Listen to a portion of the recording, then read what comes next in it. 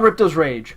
It, Crash Bandicoot 2, and Mario 64 are the pinnacle of my childhood. I played those games so much, as I was about between the ages of 5 to 10 at the time, in which really the N64 kind of took its hold along with the PlayStation 1, and about the time my brother was able to kind of procure those systems, because I was only, like I said, a 5 or 6 year old, and my parents wouldn't buy it for me. They'd only buy it for my much older brother at the time. And really, I played these games to death. I have played all of Crash Bandicoot, all of Mario, heck, I've even played all the Banjo games and most of the Sonic games that have come to date. However, I have not played all of the Spyro games. You see, I do have kind of a confession to make. I have played all of them, but one. And to many, this would be considered the best Spyro game, and that is Year the Dragon. I have yet to beat this game, and I have started and played it so many times, and I can't really answer as to why I never finished it. For me, it's just a matter that I ended up playing these two games alongside it and kind of getting petered out. That's usually how it was when I was younger. As I've gotten older, I just never have sat down and played it. And every time I try to, trust me, those on my Let's Play channel know I have tried multiple times to finish this game. I either run into technical problems or I've petered out at the time in which I was doing Let's Plays and all that. So I don't know. I don't know why I've never been able to finish that. Well, today I'm going to right that wrong. Many have proclaimed this to be their favorite. For me, that's Ripto's Rage. And so I want to see, will Year the Dragon dethrone Ripto's Rage for me? I highly doubt it. I've got a lot of nostalgia for Ripto's Rage. But you know, I can be wrong. So let's go check this out. Let's go see how good Year of the Dragon is. We start the game with an intro scene showing all of Dragon World in a deep sleep. All of a sudden, we see a mysterious hole appear, and out comes a mysterious rope figure with a bunch of Rhinox. The figure quietly orders the Rhinox to begin grabbing all the eggs. They then begin grabbing them one by one and leaving with them down the hole they entered in, until one egg remained. The rope figure then proceeds to grab the last egg and begin working their way towards the hole. During this time, one of the elder dragons stirs and causes the mysterious rope figure to change direction and then proceed to step on Hunter's tail. This causes Hunter to jump and yell, alerting everyone in the area. Everyone then sees the mysterious rope figure and proceeds to give chase. They nearly catch the figure, but after one burn from Spyro, the figure gets away with egg in hand. We then see a scene where the rope figure gives the eggs to an ugly-ass lizard lady. I mean, seriously, look at this character. It looks like a blue Barney the dinosaur, who went with the cheapest makeup they could find. This paired with the smoke lady voice that she has really makes me wonder if she was supposed to be more repulsive or fear-inducing. As a child, she never bothered me, and honestly I found her quite generic. Anyways, we see the rope figure inform blue Barney the dinosaur here that all the eggs have been obtained. Barney then proceeds to tell the mysterious rope figure to go guard the tunnels and stop anyone who comes through. We then see that this whole scene has been watched over by Spyro's friend Zoe. We see her rush back to inform Spyro and his friends that the eggs have been stolen by a mysterious sorceress in a world titled the Forgotten Worlds. It seems Barney is named the Sorceress. Man, what two uninspiring names. The Forgotten Worlds and the Sorceress. Compared to Ripto's Rage, I find these to be very lackluster, where we had character names like, well, Ripto, and Hunter, and Elora, and the world being named Avalon. So far the names have just seemed really generic, and compared to what Insomniac Games has done as a whole, it is odd to me that these names just seem so generic. Anyways, Spyro and company then begin to give chase and rush to the Forgotten Worlds to retrieve all the eggs and bring them back to Dragon World.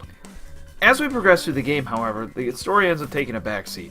There are many scenes throughout the game of the rope figure threatening us that progressing forward would lead to terrible things. We also discover a new budding relationship as Hunter finds the rope figure kind of cute, and later after getting captured by the figure, Hunter ultimately falls for the figure, and learns that the figure is a bunny girl named Bianca. He learns she is the sorceress' apprentice, and she joined forces with the vile sorceress under the notion that the dragon eggs would save her realm. As it seems, the dragons used to live in the Forgotten Worlds and had brought a ton of magic to the land. For some reason though, the dragons ended up leaving, and all the magic with them. It seems by bringing dragon eggs back to the land, it could help the world and its dependence on magic survive. This is surprisingly deep for an early 3D platformer, but during this time we were beginning to see a lot more story in these types of games, with Banjo-Tooie and Crash 3 leading the charge, so I definitely welcome the change over past games. However, Bianca quickly learns that this was all a ploy from the sorceress to just get eternal life. Again, another generic plot point, and it's just so odd. Overall, the Bianca story arc is the best thing you're going to get in terms of story. I will discuss it more in the ending, but really Bianca and the world are more of an interesting plot than the main villain. There's a lot of good stuff here and I really appreciate it, especially when you think of where Insomniac Games would go from here with Ratchet & Clank. I just find it odd how generic the villain is, especially when comparing it to Ripto's Rage, where the villain and motives were front and center, and some of my favorite aspects of that game. Alright, so story aside, how is the gameplay? This is a 3D platformer and gameplay is king after all. Well, the game starts by dropping the player into the first hub world titled Sunrise Spring. The first impression of this world is just the level of graphical complexity. Though compared to modern games, there is nothing impressive, but remembering that this is a game released in 2000 for the PS1, it is just amazing to see all this complexity in a 3D platformer. First off, we see many ridges and mountains with high level of polygon geometry. This paired with the detailed textures and the pond to the right really makes the game pop and full of life for 2000. This is truly an excellent use of the PS1's tech, and it really shows why Insomniac Games was considered one of the best Sony exclusive studios at the time. And when I was younger and I first saw this, it reminded me of the level of complexity and detail from Crash meets the open world design of Mario. For the time, it was spectacular. Now disclaimer, all footage for this review was done on the RetroArch PS1 emulator running at 960p, about 3 times the original PlayStation 1 image, which is 240p. The reasoning for this is I just don't have a very good recording setup for the PlayStation 1. It's only through composite, and honestly it's really ugly and wouldn't look very good here on YouTube.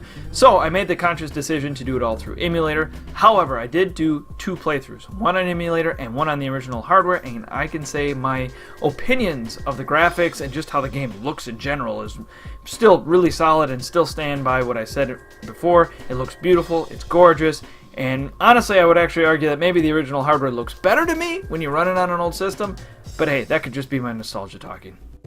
Now, immediately upon taking control of Spyro, the user will note that the control of Spyro is really solid. The D-pad is used for 8-way digital movement of Spyro, but those with an original DualShock controller will also notice that the left joystick will actually act as a 360-degree analog joystick. See, Spyro Year the Dragon is one of the few games that fully supported analog movement. Initially for this review, I used the DualShock 4 controller emulating the original DualShock, and I thought it felt really good and a nice upgrade from what I remembered playing in Spyro 1 and 2. However, I had an urge when playing on the original hardware to use the original PS1 controller. We never had one of these when I grew up, and a few years back I had picked one up for fairly cheap and always wanted to try it out. Now, if you would have asked me after emulating it, I would have said the DualShock was the definitive way of controlling the game. Now though, I'm convinced that this game is best using the D-pad. The game definitely seems designed around it more, with the controls being a bit more sloppy and not as tight. Thus, the precision of the analog ends up being more of a hamper rather than a useful tool.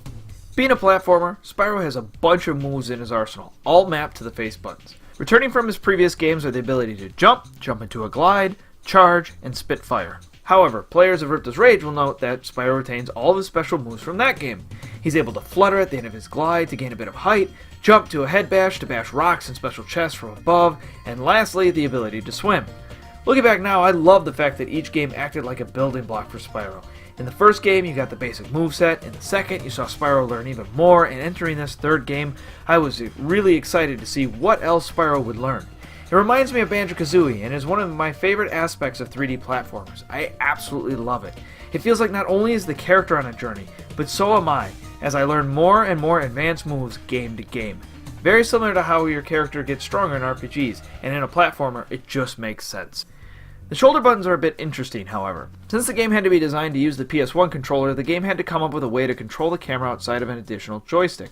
This was very common in the 90s, as both the PS1 and N64 were just dipping their toes into 3D games, and thus neither set a good standard at the beginning. See, the N64 developers used the C buttons, while the PS1 developers usually use the shoulder buttons. As in other PS1 games, L2 and R2 are your camera buttons. On my initial playthrough, this drove me nuts and actually made me hate the camera, as I constantly wanted to use the right stick, and obviously that was just not an option. However, upon playing through the game with the original controller, this immediately went away and became second nature and worked really well. Oh, and I definitely recommend changing the camera control from passive to active. It is so freaking slow on passive, and was another thing that drove me nuts on my initial playthrough. Overall, I think Spyro controls really well and feels really good in either the DualShock or the original controller. His abilities seem to really suit him as well and make a ton of sense as a character. However, am I the only one who has noticed Spyro's charging animation looks a little off? I mean, in motion it looks and feels good, but has anyone really looked at it? I think the clarity of the emulator helped me notice this more, but man does it look wonky. His freaky neck is a mile long and looks like Spyro is one of those grabber things you get at a county fair. I understand this was probably due to the high polygon count in Spyro's neck for better animation at the time, but it just looks hilarious and out of place. And I love it. It honestly just adds more character to it and is just part of that charm of the PS1. Now the game has several collectibles within it. Like any other 3D platformer at the time, there's a main collectible, and as stated in the plot, these are the Dragon Eggs. They are used to unlock levels per the lore, and can be collected by either completing a level, completing level-specific challenges, and or by just finding them throughout the levels. I really like that each Spyro game has a different main collectible. With Spyro 1, it is dragon statues, and Ripto's Rage having orbs. It made the whole Spyro world feel less mechanical and gave each game its own identity, even if they all do the same thing. The other major collectible in the game are the gems. These glittering pieces are spread out all over the place, with there being multiple different types of gems ranging from value. You have the red gem worth 1, the green gem worth 2, blue gem worth 5, gold gem worth 10, and the coveted purple gem worth 25. These little guys are littered throughout each world, with there being literally hundreds throughout a single stage. Gems are a staple of the Spyro series. They're no different than really coins and rings from Mario and Sonic. However, they do have somewhat of a difference. See, where rings and coins are meant for lives and for pointing out secret areas and all that kind of stuff, in Spyro, which they do very similar things, they just don't give you lives, they do point out specific areas and try and get you as an incentive to explore all the worlds that Insomniac Games has made. They do have a secondary purpose, and it all has to do with a specific character. That would be Moneybags. See, Moneybags is single-handedly the worst and best thing in this game. You see, in the very first Spyro game, the gems were just spread out throughout the levels. You would collect them and move on, not really doing much with them outside of needing them to go beyond one balloon guy in that game. Thus, there was no real purpose to them. Now, enter in Moneybags. He is a pompous, snobby jackass that impedes your progress in a level until you pay him X number of gems. The mere fact that this guy embodies what everybody hates about the rich and impedes your progress makes you loathe this man. Yet you know you're going to see him often, so it makes you go out and get as many gems as possible in order to get past him. Yet in this game, you will see him far more and grow to hate him even more, as he just always seems to be around. Thus, when you get to the end of the game and get to ram his ass for all the gems he took from you, it just feels so satisfying. It is a gameplay loop that the series needed, and making it a tongue-in-cheek thing at the same time is just so Insomniac Games, and I love it. Now, Moneybags usually is blocking your path forward in levels, but he does have one other thing he stands in your way of. See, in every hub world there is a level known as the Animal Buddy level. These are levels dedicated to introducing you to this game's main gimmick. See, as stated before, Ripto's Rage taught the player new moves, yet in this game you get to play as 4 new characters instead. See, Moneybags is holding these 4 guys hostage for the sorceress, until you pay him a large sum of gems to look the other way. Once freed though, we do get some very comical scenes of the Animal Buddies beating the crap out of Moneybags for his douchery of helping the sorceress, and man is it worth watching every time. Anytime you get to see Moneybags in pain is fine by me. Once freed, you can then play their level, but also use them throughout the game in various levels. See, the game uses these tents throughout levels to denote when you can either change into that character or go into a specific location where either a minigame is or a place to explore. These usually result in 100 or so gems and an egg or 2. There are 4 characters in total: Sheila the Kangaroo, Sergeant Bird the Penguin, Bentley the Yeti, and Agent 9 the Lab Monkey. Sheila is the motherly kangaroo that is out to help her friends. Sergeant Bird is a secret agent that is stern and is all about the line of duty. Bentley is the hilarious, super smart Yeti with a super high vocabulary that even makes me question what he says sometimes. And Agent 9 is just a fucking nut that wants to shoot things and blow things up. There's not much character development with them, but overall they add a lot of variety to the gameplay. Sheila is a hoppy character that makes you think about your movements since it's all done in short jumps. Sergeant Bird can fly around, shoot enemies with his rocket launcher arms, and pick things up with his claws and drop them from above. Bentley is a slow brooding Hulk that has a giant club that he hits things with and deflects snowballs. Agent 9 is your shooter character with his blaster and grenades. Overall, I find Sheila and Bentley to be decent gameplay-wise, with normal platforming levels, just with different movesets from Spyro. I find Sheila's extra high jump to be odd at times, but again, nothing too bad. Sergeant Bird is my favorite of the 4, oddly enough. His controls can be cumbersome, but overall I find the levels he is in to work well with his controls, and blasting things with shoulder-strapped rocket launchers and dropping bombs from the sky is just too much fun for its own good. That just leaves Agent 9. Man, I just hate this character. Overall, I find his psychotic want to shoot things shtick to be meh, and his gameplay is by far the worst in the series. It just reeks of Ratchet & Clank gameplay prototyping, and honestly, it is not good. His character movement is very stiff, and shooting anything can be a chore. I find myself sighing every time I enter one of his sections. I understand varying up the gameplay, but as a whole, Agent 9 is just not executed well, and could have been left out entirely. Looking into the game's overall structure and level design, I could definitely say it could be hit or miss. There are 4 main hub worlds, and in these hub worlds are 4 to 5 individual levels, with 1 Animal Buddy level, a Speedway level, and a Sparks level. The individual levels as a whole are a lot of fun to explore and traverse through, with a lot of variation level to level. There's not one level alike throughout the whole game, unlike past Spyro games. Some notable ones for me are Spooky Swamp with its haiku-speaking characters, Cloud Spire with its interesting concept of a weather factory in the sky, Lost Fleet with its spooky yet really cool sunken shipyard aesthetic, and lastly, my favorite level, Crystal Island, with its sweet aesthetic and cool concept of magic everywhere. Overall though, I would find most levels fairly easy and just fun little sandboxes to explore. As they challenges throughout the levels though, man, this is where I'm really split. See, the game really tries to add a lot of diversity by having lots of different gameplay challenges throughout. One moment you'll be skateboarding to see who can get the largest score. The next you'll be going through an old school 2D platformer-like section, and then all of a sudden you'll be in ancient Egypt in hover tanks trying to blow each other up. Overall this is fine, and honestly we saw other 3D platformers do this as well, but man, does it just not work for me a lot of the time. There's so many challenges that are just downright frustrating, like the Sergeant Bird challenge in Charmed Ridge, or Bentley's boxing in Frozen Altars, or all of Agent 9's challenges. Okay, maybe not all. I do like his on-rail shooter section in Dino Mines, but pretty much all the rest. Especially the one in Firework Factory. Fuck that challenge. Stiff controls, cheap enemy placement, low health, and old school FPS controls make for a terrible time. I died so many times here, and the fact that you only have one checkpoint throughout it is just terrible game design.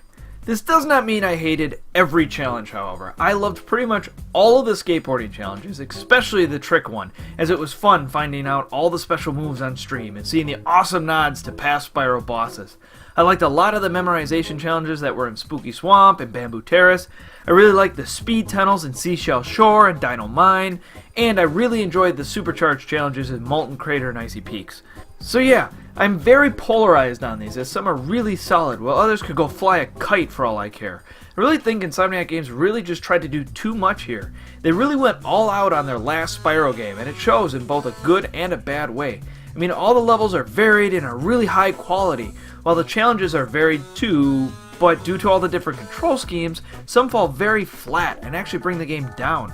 If they could go back and alter some things, I would say keep the levels, but trim down the variety in challenges and try and reuse some in more interesting ways. The other two types of levels are the Spark levels and the Speedway levels. I love the Speedway levels in this game. They are a staple in the series and honestly are probably handled the best in this game. They have 3 eggs overall, 1 for beating the time trial, 1 for beating the race, and 1 for finding the hidden challenge and beating it. The time trials came from the first game and honestly are my favorite of the 3, as it's just fun to speedrun these courses and have all of Spyro's superpowers to use throughout. As for the races, all of them are fun and fair, with the last one with the blue boobies, still didn't know that was the name of a bird and it's just amazing to me, was especially fun as it really required you to master the course and use your missiles wisely. As for the hidden challenges, these were a neat idea with okay challenges. Most were very easy and just added more diversity to these levels. The one in Harbor Speedway though, not that hard. I found the camera to be way too close to Hunter and made it really hard to track the UFO. Also, the hidden challenge in Country Speedway is laughably easy and requires literally no aiming. I mean, look at this. I wasn't even close with the reticle. It is laughably bad. As for the Spark levels, these are new to the series and again, just added more variety. These are not initially in the hub world, but appear once you return back to the hub after beating the world boss. They are top-down bullet hell shooter levels and overall are pretty solid, if not a bit basic. Then the coolest part of these levels is the fact that after you beat them, you get a new Sparks ability, like extra health, the ability to point out the nearest gem, and a large gem pickup from Sparks. Overall, these are awesome and an excellent addition, especially the ability to point out missing gems. Makes the game much easier to 100% and very accessible to the player. Now by this point, veterans of Spyro may have realized that I have left off 2 big points of this game so far. The first being the soundtrack and the second being the bosses. I'll cover the bosses here shortly, but the soundtrack. The reason I left this out was actually for kind of a good reason. Throughout this review, you will have been listening to the soundtrack, and overall, it's fantastic. It sounds really good, right? It's excellent, it's got jamming music, it's really good background music, sets some tones really well in some of the levels. However, I have discovered a problem with this, at least this set of music, and that's, I don't ever remember it afterwards. I'm going to ask you guys, listen to this video, come back in an hour, and tell me if you can remember one of the songs that have been playing in the background. Heck, even go listen to some Spyro music and figure it out. To me, it's excellent level music, but honestly, it's not very melodic, and it just kind of disappears from my head. I don't know, this one kind of perplexes me, so if you guys have any comments on it, please leave it down in the comment box below. I'd love to hear if anybody else kind of gets these stuck in their head, because honestly, I really don't. The other point I've neglected is the bosses. See, at the end of each hub world, there is a boss, and like the soundtrack, I just find these guys forgettable. Buzz, the first boss, is very simple, and honestly is a good first boss, as it tests your pattern recognition and patience, but is overall boring. Spike, on the other hand, is my most memorable boss, but for the completely wrong reason. Cheap is the best way to describe Spike, as I find its attacks to have too big of hitbox, and the environment have random fire spouts partway through the battle, to be just too much randomness and annoyance. This, coupled with very little health pickups, just make this fight a bear, and not fun to fight at all. As for Scorch, again like Buzz, I find this guy to be okay, but just forgettable overall. This leaves us with the end boss, the Sorceress. If you don't like spoilers, be warned, I'm going into the endgame content, so please jump to the number shown on the screen. Okay, so remember how earlier I said I would cover the Sorceress' story? Well, that's just it. There really isn't any. In one of the few cutscenes in the game, you find out she wants the dragon eggs for eternal life, and that is all you get for story, really. Going to fight her, I thought we might get a cutscene, as you get a cutscene before every boss. But nope, you go fight her, and when you beat her, that is it. You see a nice ending scene of the game reenacting the Spyro 1 ending, again a nice touch, but nothing on the Sorceress. For me, this was a major letdown. See, since I had seen this game multiple times without ever beating it, I had hoped that there would be a cool scene of the Sorceress and Spyro conflicting one another. I love the relationship between Ripto and Spyro in Ripto's Rage, and to see this in Year of the Dragon just really disappointed me. The game did an excellent job with Bianca, but doing nothing with the Sorceress feels like a massively missed opportunity. Anyways, for an actual end boss fight, again I would say this is a forgettable overall fight. I mean, it starts out interesting with the Sorceress unleashing all these different spells, but once you figure out how to dodge these 5 moves, you quickly learn this is all that she does. You basically spend the time first using a turret to hurt her, then a mobile tank, and then lastly a flying saucer. The fight as a whole never changes, and thus I find this forgettable and really easy, as unlike Spike, the game gives you a plethora of health pickups. The fight ends when you hit her one last time with the saucer, and you see the Sorceress gets knocked into the lava. However, as the credits end, we see the hand of the Sorceress come rising out of the lava. This could be initially taken as a setup for a sequel, but vigilant players will have noticed that there was an extra portal in Midnight Mountains that they never went into. See, it requires 149 eggs and 15,000 gems to open, but if you collect everything before beating the Sorceress, you will have 147 eggs and 7,800 gems. When you return, you can do the last Sparks level, bringing your egg total to 148 eggs and 8,000 gems. So, how do you get the remaining amount? Well, this is where the scene with Moneybags occurs. If you explore Midnight Mountains after doing everything in the game, you'll find Moneybags chilling near the beginning of the hub world. He'll say he no longer needs your service as he found a dragon egg and is going to sell it for mega dollars, thus turning Moneybags into enemy number 1 and allowing Spyro to ram him for all he's worth. Again, this scene is great and really closes the loop on the Moneybag character. He is here to hate and thus allows you to exact revenge while progressing the story. Just fantastic design. Once you bash him enough times, you will have gotten back all the gems you spent, along with the missing dragon egg, thus bringing your total to 149 and gem count to 15,000. Thus, unlocking the final portal to the Super Bonus Round level. Wow, what a name for a level. It seems Insomniac Games' creativity ran out there.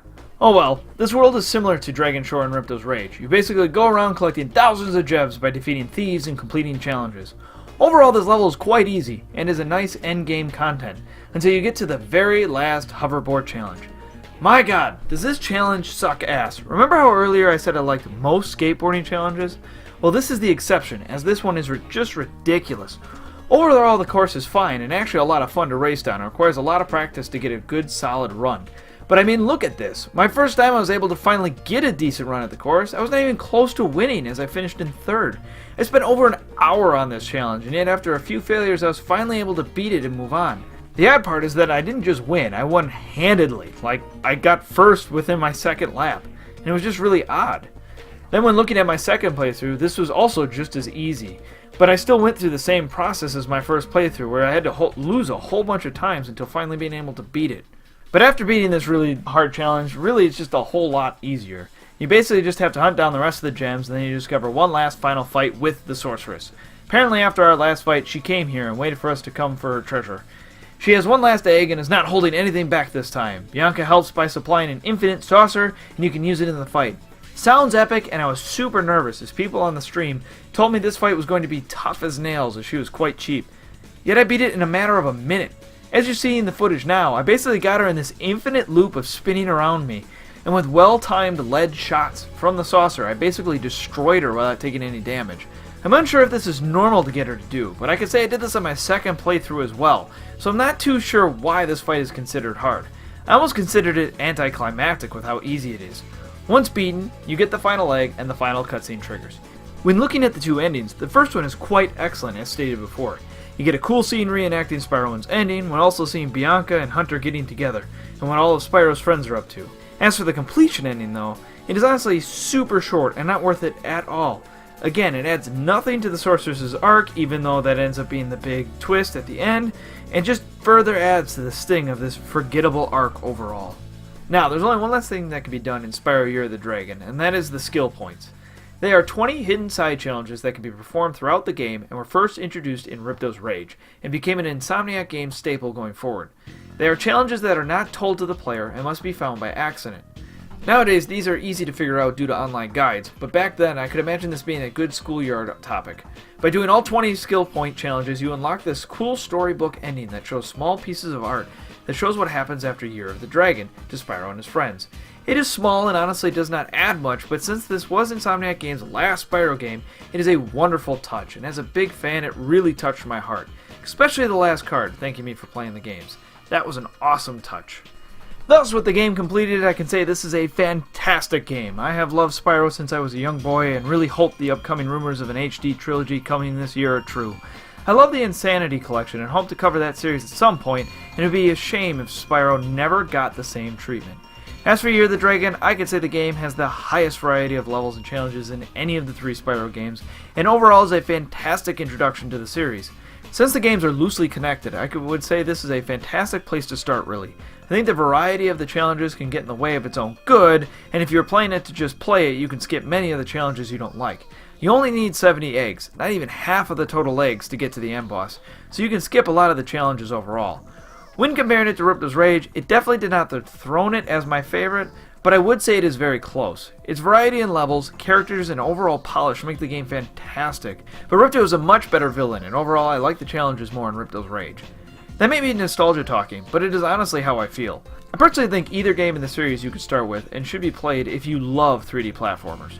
The variety, lovable characters, and interesting worlds make this still one of my favorite 90s series, and I feel more people should play them. Anyways guys, thank you so much for watching this review. As I said, Spyro the Dragon is just one of my favorite PS1, N64 era series that I have honestly ever played. For me, it's a big childhood moment, and it's just kind of ironic. If I take a look back at some of the stuff that I did, I just find it ironic what this series has kind of been through for me, outside of just my childhood. You see, Ripto's Rage kind of started a bit of trend in me to collect every game that I could find, and to kind of beat every game that I have, right, and kind of go through that route. So Ripto's Rage really started that in me when I picked up all three of these games, because I re-picked up all three, and I said, I want this, I want to do that. That's ultimately where I want to be. Well, the interesting part, it started that. Spyro the Dragon, if you've been on my Let's Play channel, will have seen that started me down my road of Let's Play. It's my second Let's Play I ever did, and honestly did a whole lot there. And then lastly, here we are, we have Spyro Year of the Dragon. I didn't pick this one for the beginning. It was one of my first choices because it was one of the first games I streamed over on Twitch.tv when I kind of came back. And I asked people on Twitter, hey, what do you want me to review first? And this is the game I could pick. So it's kind of ironic that here we go, Year of the Dragon is going to ultimately lead me into what I kind of consider my review hobby and kind of going down that road. I just think that's a really cool nod and something that I just can't take for granted, and it's really, really cool. So anyways, guys, if you like this video, please hit that like button down below. If you want to see more awesome videos, please hit that subscribe button. I know this is the first of many videos coming to this channel. There'll be more to come, I promise that. And hey, if you have any thoughts on anything I said in this video, or you want to give me any of your thoughts on Spyro Year the Dragon, please leave a comment down below. As for outside of this, I would say if you want to check me out, go to my Twitter. There's where I do all of my kind of commentary as I'm reviewing all that. I'm also using it as polls to kind of talk with you guys and kind of get feedback outside of the comment box below. As well as, if you're interested in watching me do this, because something I do is on twitch.tv, I play every game I review. And if you want to kind of get some early thoughts, kind of go jump into there. So, anyways, guys, thank you guys so much for watching. I guess the only real last question to ask is, what will be my next review? You see, to me, this was a big stepping stone. This is the first kind of retro game, all that kind of stuff. But you know, I kind of want to go a little modern this time. And when I was playing this game, I really had to question myself. You know, Spyro, he's a cool purple kind of dragony, beastie kind of creature, and in this game you team up with him, right? You play as him, you kind of go through it. But you know, I had this question: what if you could, instead of, you know, team up and be him, you fought those? What if you could fight these creatures, or almost like you could hunt these like monster-like creatures? I wonder what that would be like.